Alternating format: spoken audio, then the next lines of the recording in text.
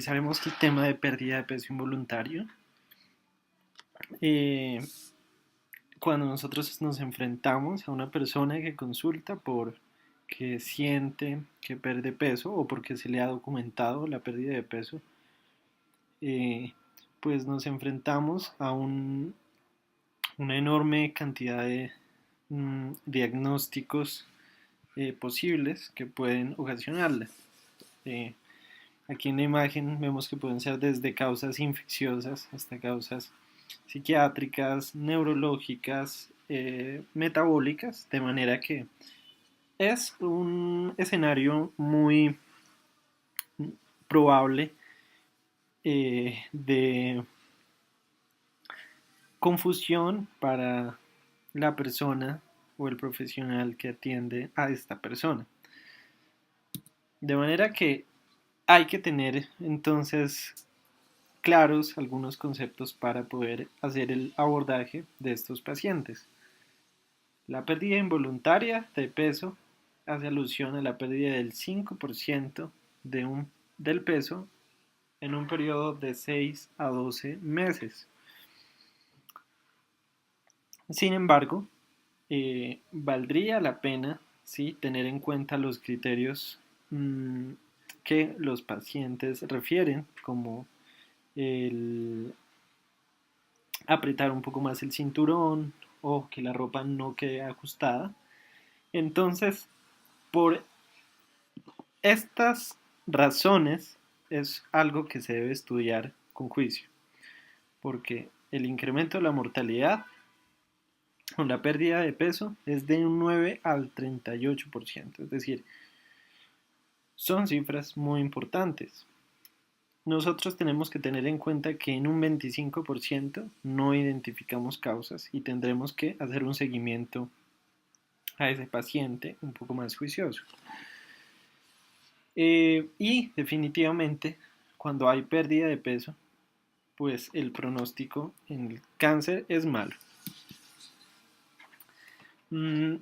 Es un diagnóstico bastante frecuente en personas de edad avanzada y tenemos que tener en cuenta las generalidades de la geriatría para la pérdida de peso, es decir, que hay una pérdida de peso fisiológica en ancianos, ya que disminuyen factores de crecimiento como el factor de crecimiento insulinoide, y esto nos lleva a que inclusive desde la tercera década de vida nosotros perdemos 0.3 kilogramos por año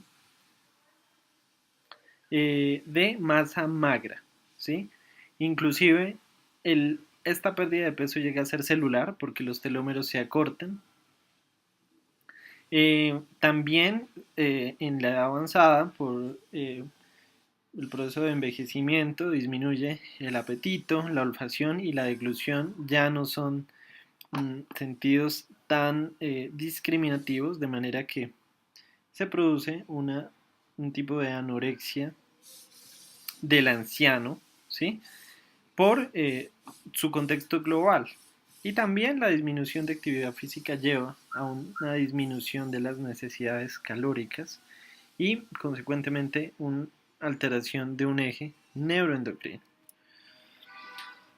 Hablando de las causas de la pérdida involuntaria de peso, tenemos que las neoplasias malignas y las enfermedades crónicas inflamatorias son, en principal, las mayores o las causas más importantes de pérdida de peso involuntaria.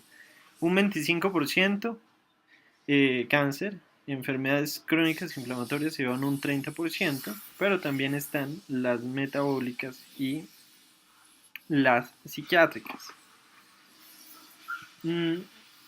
A continuación veremos una rápida explicación de por qué determinadas entidades pueden producir pérdida de peso. Por ejemplo, en el caso de las enfermedades cardiovasculares y pulmonares, como la falla cardíaca, pues el problema de pérdida de peso está dado por un incremento de la demanda metabólica, ya que hay un insuficiente funcionamiento de órganos principales, en este caso cardíaco, que lleva a que la demanda metabólica de estos órganos alterados sea mayor. La disminución del apetito se ha visto involucrado diferentes ejes, como un eje de las enfermedades inflamatorias, diferentes interleuquinas, como la interleuquina 6 y el factor de necrosis tumoral 8, alfa, perdón, el factor de necrosis tumoral alfa, se han visto involucrados en la disminución del apetito. Sí, de hecho, las enfermedades crónicas pueden producir lo que se conoce como caquexia, que es un síndrome que principalmente está dado por pérdida de peso, anorexia, ¿sí? De manera que las enfermedades inflamatorias crónicas tienden a disminuir el apetito por un orden inmunoendocrino.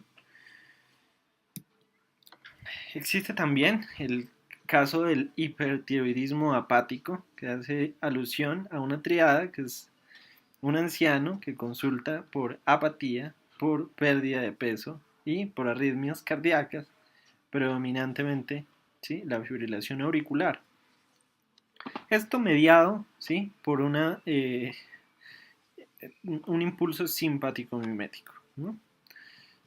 Ya las causas neurológicas como la apoplejía, la cuadriplejía, esclerosis múltiple, pues tienen diferentes mecanismos, pero se ve involucrada la falla, una falla, ¿sí?, visceral, que nos lleva a retardo del vaciamiento gástrico, ¿sí?, principalmente. Las causas psiquiátricas, como la depresión y el duelo, pues vemos que en los criterios del DSM-5, principalmente la la falta de apetito, ¿sí?, son un determinante clave de estas patologías.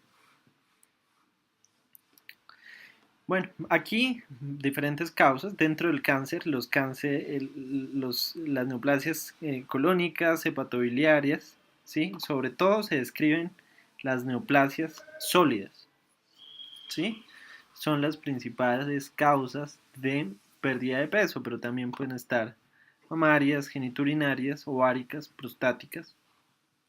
Ya sabemos que cuando hay pérdida de peso tienen mal pronóstico, pero también hay los trastornos gastrointestinales no malignos, como la mala absorción, la úlcera péptica, enfermedad intestinal inflamatoria, la pancreatitis crónica, tiene una especial importancia, ya que la pérdida de peso ocurre en fases bastante avanzadas, cuando la producción de enzimas pancreáticas ya ha dañado al menos un 50% de páncreas, de manera que es una manifestación bastante tardía y ya podemos hacer un perfil de paciente que sufre la pancreatitis crónica, que son pacientes alcohólicos, fumadores de larga data, que consultan por pérdida de peso, ¿sí?, y se les ha excluido neoplasias, ¿ya? De manera que en este caso sería importante sospechar una pancreatitis crónica y hacer el ultrasonido endoscópico, ¿sí?, las pruebas de elastasa fecal, ¿sí? Entonces, hay diferentes causas. Ya veíamos que el hipertiroidismo, la diabetes mellitus, estas son principalmente patologías que inclusive se pueden dar en jóvenes que cursan con diabetes en estados bastante avanzados, consultan por pérdida de peso. El hipertiroidismo tiene una relación aún cuestionada por algunos estudios de pérdida de peso, pero hay diferentes mecanismos fisiopatológicos que lo pueden explicar. Ya veíamos en el caso de las cardiopatías, el aumento del consumo de la demanda energética por órganos dañados, pues nos llevan a esta pérdida de peso. La enfermedad pulmonar obstructiva crónica, al ser una enfermedad inflamatoria, tiene un desencadenante de citoquinas, y las enfermedades infecciosas, especialmente tener en cuenta la tuberculosis, ¿sí?, que además se acompaña de fiebre y sudoración nocturna, que constituyen los síntomas B y que podemos nosotros también analizar. Sin embargo, estas otras enfermedades definitivamente se acompañan de fiebre en la mayoría de los casos, como la endocarditis bacteriana, que pues cursa también con fiebre, pero son diagnósticos para tenerlos en cuenta. Diferentes fármacos como los sedantes, como antibióticos, ¿sí? Sobre todo los antibióticos asociados, por ejemplo, al tratamiento de tuberculosis están asociados con pérdida de peso, inhibidores de la recaptación de serotonina, ¿sí? Mucho cuidado con la sertralina, la fluoxetina, ese tipo de fármacos están asociados con pérdida de peso. La metformina, ¿sí? Al utilizar un poco mejor los recursos energéticos, pues está asociada con esta pérdida de peso. La levodopa, al ser un estimulante tiroideo, pues también. Los trastornos locales de la boca hay que descartarlos, los cambios fisiológicos con la edad, cuando se descarta obviamente todas las patologías orgánicas, los trastornos neurológicos como la apoplejía, la enfermedad de Parkinson, ya sabemos que el Alzheimer puede causar principalmente en un inicio con alteraciones de pérdida de peso, los sociales y los psiquiátricos. Entonces, ante un paciente con pérdida de peso documentada, lo primero que hay que analizar es que si está comiendo bien o realmente no. Si el paciente come bien, entonces, pues nosotros hacemos, ¿sí? Ya un análisis más exhaustivo. Sin embargo, si el paciente pues no come bien, la causa está en que debe necesariamente mmm, tener una valoración específica en cuanto a su nutrición, ¿sí? Y si es el caso, añadir suplementos que le permitan obtener una ganancia de peso adecuada. Si la pérdida de peso no es documentada, ¿sí? O si hay dudas, pues hay que hacer un seguimiento al paciente en un mes, ¿sí? Para evaluar cómo sigue, evaluando nosotros mismos el peso documentado. Si el paciente tiene una ingesta dietética adecuada, ya es preocupante porque necesitamos hacer todo un perfil de estudios que van desde la anamnesis, un examen físico adecuado, desde la boca, haciendo especial énfasis en la edad del paciente y lo que estamos buscando, ¿sí? Debemos saber lo que estamos buscando. Las pruebas complementarias iniciales que veremos un perfil de pruebas que mandaremos y ya unas pruebas complementarias especiales. Cuando nosotros no encontramos una etiología preocupante, entonces hacemos una revisión del paciente en un mes. La valoración incluye una exploración física completa, ¿sí? Un análisis de los fármacos, ¿sí? Inclusive drogas que los pacientes toman. En el caso de los pacientes geriátricos, el Mini-Mental es un examen bastante que tiene una sensibilidad adecuada para demencias.